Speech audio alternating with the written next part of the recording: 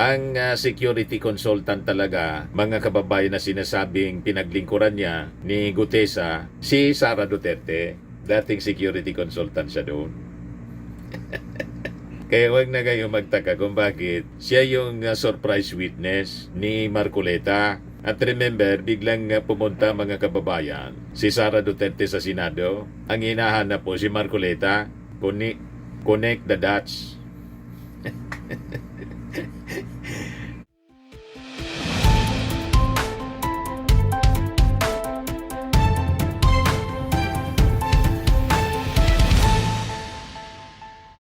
Hello po mga kababayan, si Dante Maravillas, Bicolano vlogger, broadcast journalist from Albay. So finally, as you know, dumalo sa ICI investigation po si dating Speaker Martin Romualdez. Agad nanumpa na magsasabi ng totoo at pawang katotohanan lamang. Hindi tulad po mga kababayan ni Piatos, nang imbitahin ng Congress, ayaw manumpa.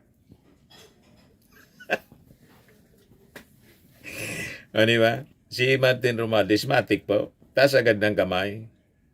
At sinabing, magsasabi siya ng totoo at pawang katotohanan lamang. Yan o. Diba? At very confident siya, mga kababayan na umarap sa ICI. Walang drama. Yan o, sabi ni Martin Romualdez, this is not about facts.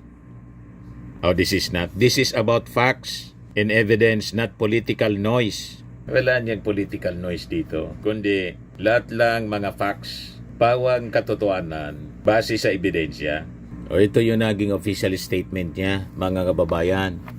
Sabi ni Martin Romualdez, I am here to cooperate fully and help uncover the truth. Wala akong itinatago at walang dapat itago. While I was not part of the bicameral conference committee, whatever I know, I will share. My purpose is to clarify the issue and share whatever information I can that may help the Commission in its work.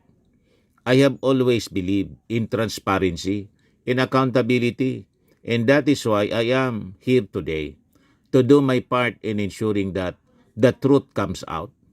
I am willing to do anything that will help speed up the investigation because like every Filipino, I want the truth to be established without delay.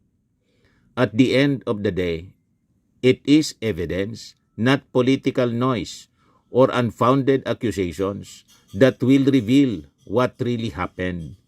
My presence here reflects my commitment to state the truth and now not allow politics to prevail.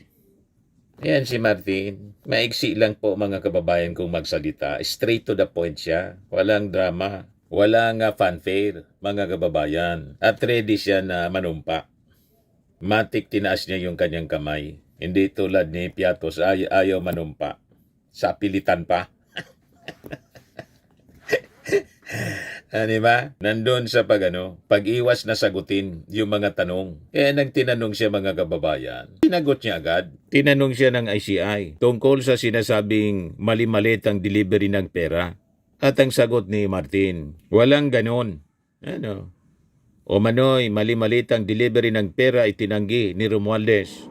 Ayon kay Executive Director Brian Kate Hosaka, sinabi ito ng kongresista sa unang beses niyang pag-harap sa komisyon ngayong Martes, October 14. Matatanda ang nagmula ang akusasyon sa dating security consultant ng Ako Bicol Party List na si Orly Gutesa.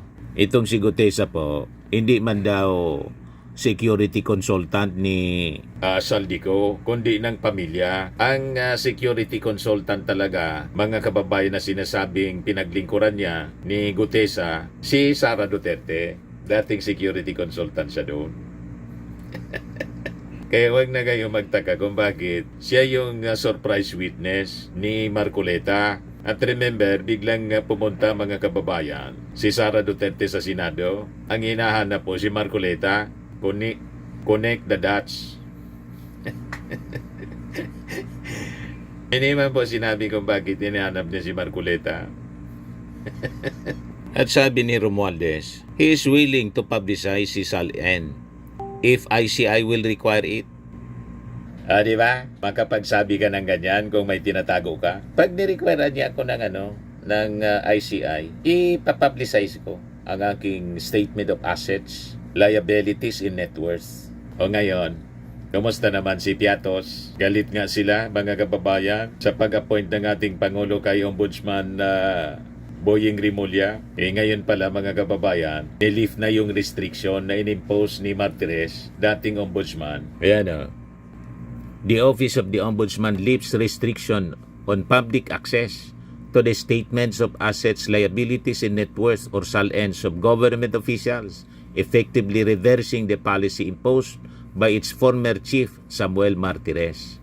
Ombudsman Jesus Crispin Rimulya implemented the policy shift by releasing a memorandum lifting the access restrictions on SALNs, which was presented by Assistant Ombudsman Miko Clavano before the media during a press briefing on Tuesday afternoon. Kita ninyo? Ganon kasinsiro yung administrasyong Bongbong. Dapat po, transparent ang lahat. At si Martin Romualdez, willing siyang i-publicize. Kumusta naman yung mga Duterte senators? At saka si Sara Duterte. At si dating Pangulong Digong, allergic po sa pag-publicize ng SALN. So, anong ibig sabihin? May tinatago. At makikita ninyo sa policy na yung mismong ombudsman naglagay ng restriction. Tinanggal ngayon ng bagong ombudsman na si Boying Rimulya. Di ba? Napakaganda. So sabi po mga kababayan ni Rimulya o ni Romualdez after attending the ICI hearing where he was invited to discuss his familiarity and personal knowledge on insertions in the national budget in flood control projects. Nang tanungin siya kung willing siya na i-publicize ang kanyang SALN, sabi po ni Martin, I will do so at the insistence of the commission. Yan ang taong walang tinatago, walang kimi-kimi, walang kung ano-anong depensa, walang kung ano-anong palusot. Straightforward ang kanyang sagot. Confident na confident si Martin Romualdez kasi wala siyang tinatago, mga kababayan. Yung naging testimony natin. Unang-una, nagpapasalamat ako sa ICI. Pasalamat pa siya. That, I was invited to the ICI to share my personal knowledge on the budget process.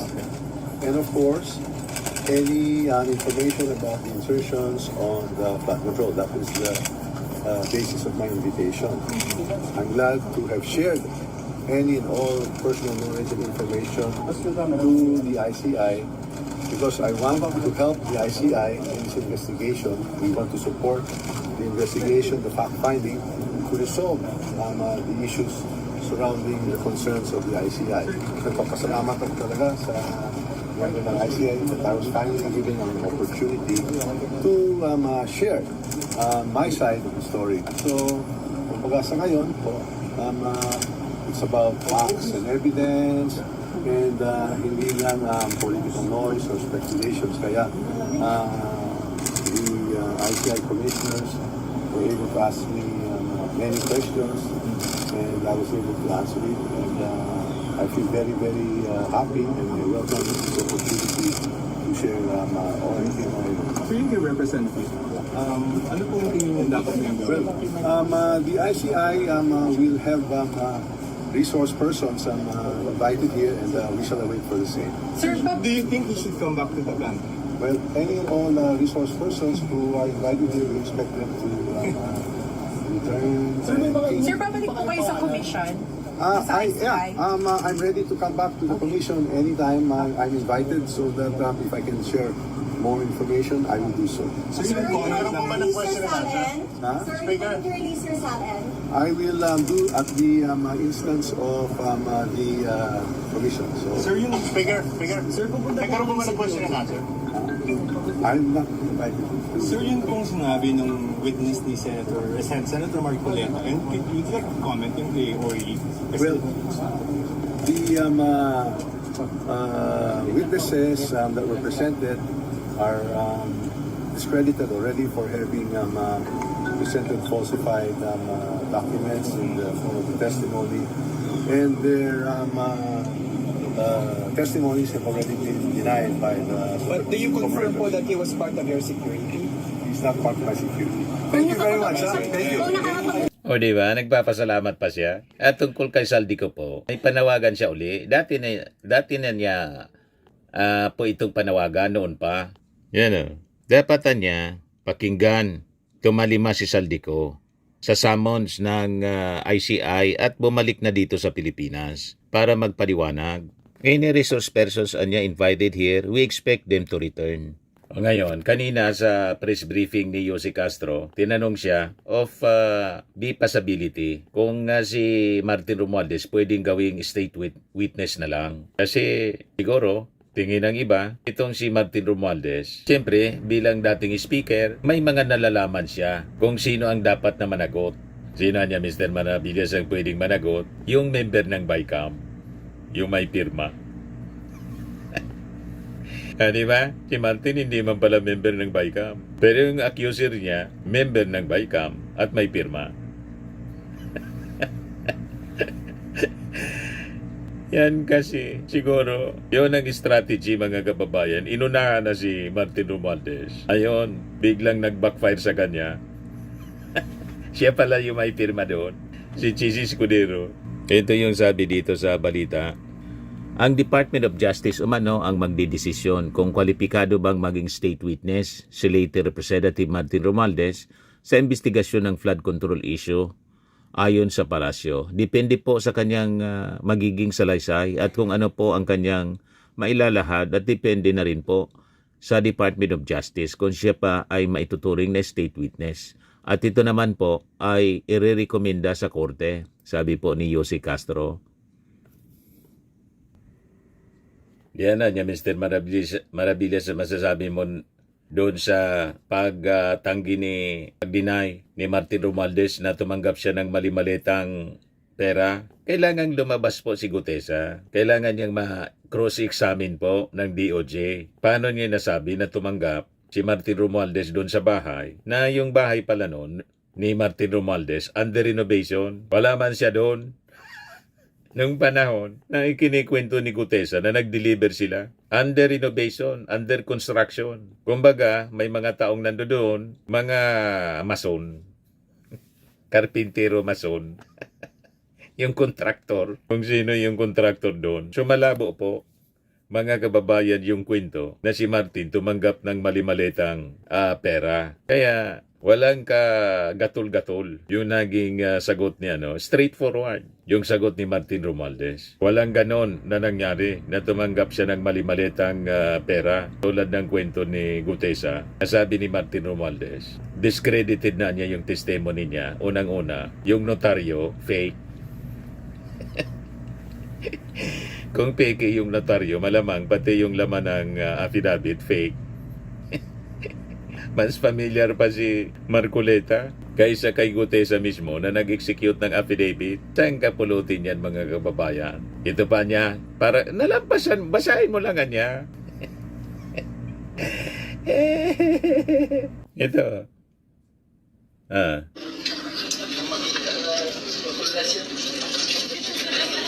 Tawanan yung mga tao. Sinermo na ni Marcoleta.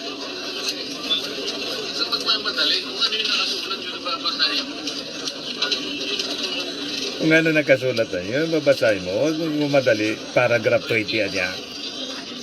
Paragraph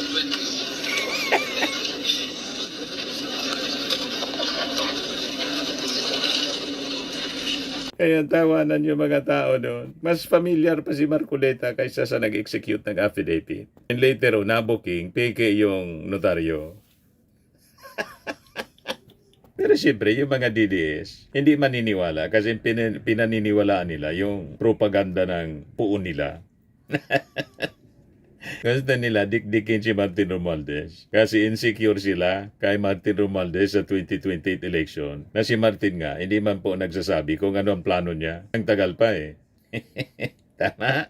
So anytime si Martin, mga kababayan, ready daw siya bumalik sa ICI once halimbawa inimbita siya. Yan ang walang itinatago. Tama ba? Pag wala kang itinatago, di ka magtatago. Hindi ka iiwas sa investigasyon. Pag wala kang tinatago, kaya mong harapin. Yan si Martin Romualdez.